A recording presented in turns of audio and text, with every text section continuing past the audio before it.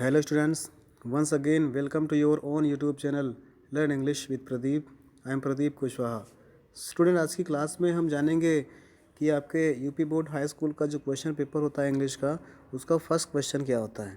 तो स्टूडेंट्स आपको जानना है कि इसमें जो फर्स्ट क्वेश्चन आता है उसके लिए एक पैसेज दिया रहेगा और उस पैसेज को पढ़ना होता है और उस पैसेज से रिलेटेड आपको क्वेश्चन दिए रहते हैं और क्वेश्चन का आंसर ही आपको लिखना होता है.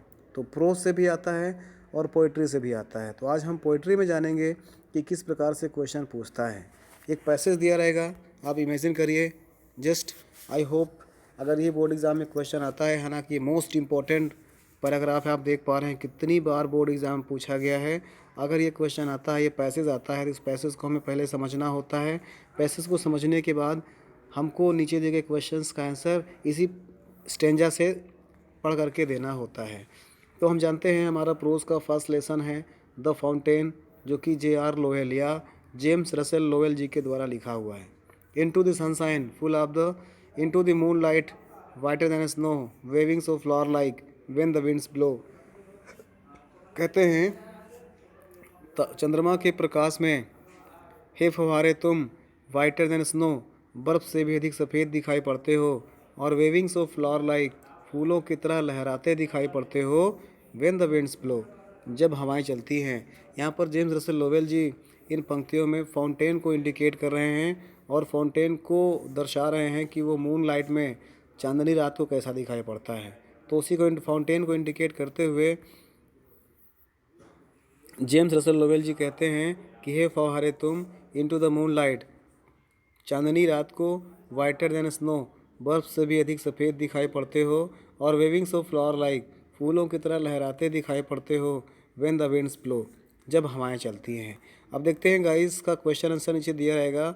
उस क्वेश्चन को हमें ध्यान से पढ़ना होता है और क्वेश्चन को पढ़ करके हमें उसका आंसर देना होता है. जैसे क्वेश्चन लिखा हुआ है, आप ध्यान से पढ़िएगा. क्वेश्चन लिखा हुआ है write the title of the poem from which the above noted lines of poetry have been taken. अर्थात उस पोएम का नाम लिखना है जहाँ से ये पंक्तियाँ ली गई हैं. तो आपने पहले पढ़ लिया है द फाउंटेन. तो आप कैसे लिखोगे, मैं बताऊंगा कैसे लिखना होता है, पहले इसको समझ लीजिए. दूसरा क्वेश्चन पूछ रहा है what colour is the fountain in the moon light. Moon light में फव्वारे का रंग किस प्रकार से दिखाई पड़ता है. तीसरा क्वेश्चन है point out the rhyming words in the stanza. Stanza में राइमिंग वर्ड्स को पॉइंट आउट करना है, मैं बताऊंगा अभी. क्वेश्चन समझ लीजिए पहले. What kind of movement does the word waving suggest. शब्द वेविंग्स किस प्रकार से, किस प्रकार की गति को सजेस्ट करता है, सुझाव करता है. What happens when the window blow, winds blow, क्या होता है जब हवाएं चलती हैं. इसी को दूसरे प्रकार से पूछ सकता है what does the fountain do when the winds blow, fountain क्या करता है जब हवाएं चलती हैं. सिक्स क्वेश्चन है write the title of the poem from which these lines have been taken and who is the poet of the poem. Poetry का नाम लिखना है, पोएम का नाम लिखना है कि यह पोएम कहाँ से ली गई है, और साथ में इस कंपोज़र का, इस लेसन के या इस पोएम के पोएट का नाम लिखना होगा. तो ये क्वेश्चन हो गया आपको गाइस. तो पहले क्वेश्चन से फिर से स्टार्ट करते हैं. Write the title of the poem from which the above noted lines have been taken. इसका आंसर मैंने नीचे रख रखा है, तो इसका आंसर हो जाएगा, आप लोग देख रहे हैं, ये इसका आंसर मैंने दे रखा है. तो इसका आंसर हो जाएगा the title of the poem is the fountain. सिर्फ आपको इतना लिखना है, the title of the poem is fountain. The title of the poem is fountain. ये क्वेश्चन आपका हो गया है. दूसरा क्वेश्चन कहता है what colour is the fountain in the moon light. Moon light में फाउंटेन का रंग किस प्रकार होता है. ये दूसरा क्वेश्चन आपके सामने दिया हुआ है. ये what colour is the fountain in moonlight, चांदनी रात को फाउंटेन किस रंग का दिखाई पड़ता है. The colour of the fountain is white, whiter than snow, fountain का कलर बर्फ़ से भी अधिक सफ़ेद दिखाई पड़ता है. तो आप बता सकते हो what colour is the fountain in the moon light, the colour of the fountain is white, whiter than snow in moon light भी लिख सकते हो आगे. क्वेश्चन नंबर थर्ड कहता है point out the rhyming words of in the stanza. Stanza में आपको rhyming word बताना है, कौन कौन सी राइमिंग वर्ड यूज़ की गई हैं. तो इसके लिए आपको लौटना पड़ेगा, पोएम में आते हैं. पोएम में राइमिंग वर्ड्स आपको बताना चाहूँगा गाइस. राइमिंग वर्ड्स वो होता है जो आखिरी शब्द का जो राइम निकलता है, आखिरी शब्द का जो लय निकलता है वो लय किन किन लाइनों से मैच करता है, किन किन वर्ड से मैच करता है आखिरी के, उसी को राइम बोलते हैं। जैसे moon light, flower like, snow और ब्लो। तो यहाँ पर देख रहे हैं फर्स्ट लाइन को थर्ड लाइन से मैच हो रहा है। जैसे मून लाइट, फ्लावर लाइक, तो हम लोग बोल सकते हैं in the above stanza moon light rhymes with flower like. और दूसरा किससे राइम कर रहा है, स्नो को ब्लो से, तो लिख सकते हैं in the above stanza snow rhymes with blow.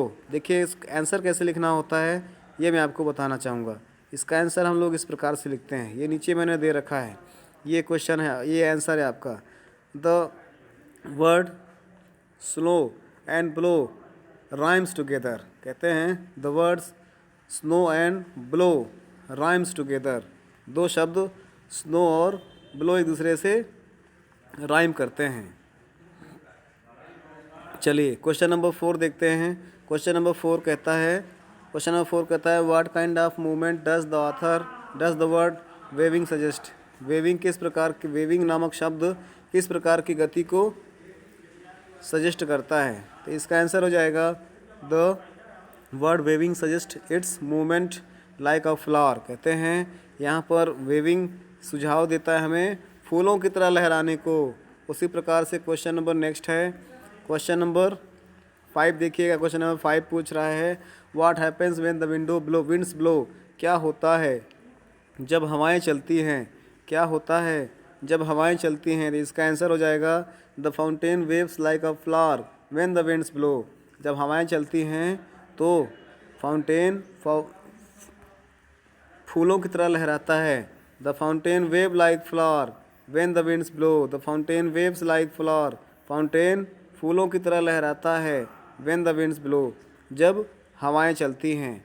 उसी प्रकार अगला क्वेश्चन देख लेते हैं। क्वेश्चन नंबर 6 है write the title of the poem from which these lines have been taken and who is the poet of the poem. ये ऊपर के क्वेश्चन की तरह ही है लेकिन इसमें पोएट का नाम भी पूछ लिया है। तो आप लोग इसका आंसर कैसे लिखोगे, these lines have been taken from the poem the fountain. ये पंक्तियाँ फाउंटेन नामक पोएम से ली गई हैं और composed by James Russell Lowell, और जेम्स रसेल लोवेल जी के द्वारा कंपोज की गई हैं।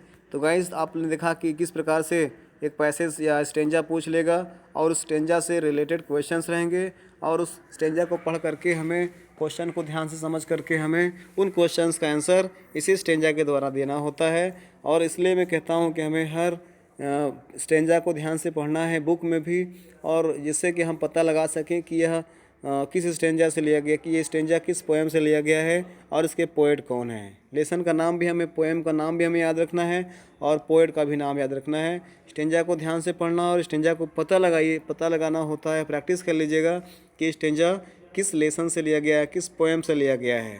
तो so guys, thanks for watching the video. जय हिंद।